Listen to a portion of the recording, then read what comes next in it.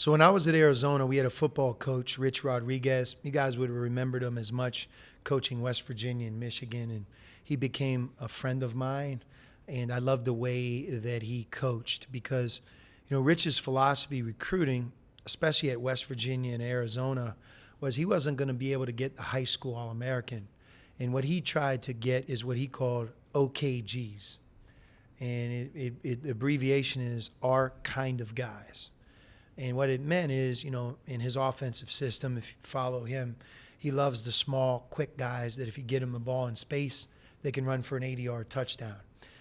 Defensive lineman, he wasn't trying to get the biggest, strongest, but he wanted quick defensive linemen. And he really had it wired so that everybody on his staff would identify these are the types of players that fit us and the characteristics that allow them to be successful.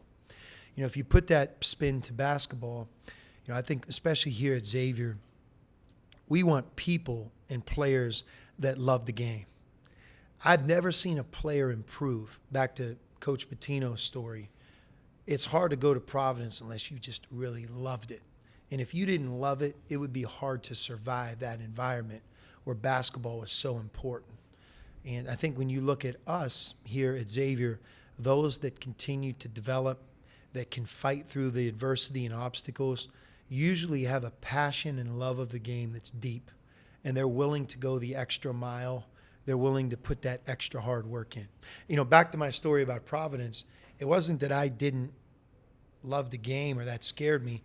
I just could not believe the workload that those guys put in one day. Mm-hmm. And, when you're 18 years old, it was an impression that was more like, wow, I've never seen guys work like this before. And I've carried that with me until today as a coach. But so the OKG is something that I think every staff that I've been a part of, I try to keep in mind. Great example of if you really are trying to get somebody to come to our program who rebounds the ball, why would you ever ignore how many rebounds he gets in high school? If a guy is getting 5 rebounds a game in high school and he's 6'9" and he jumps to the gym, what makes you think that you can make him rebound better than the 5 that he got in high school? That's something that really translates. So another characteristic of our kind of guy is he produces where he's at. Not that he can't go from 12 points a game to 16 or incrementally get better at what he does. But if you're bringing him in here to be a rebounder, you want him to rebound at the place he's already at, then make him better. Great example is David West. Another great example is Tyrone Hill.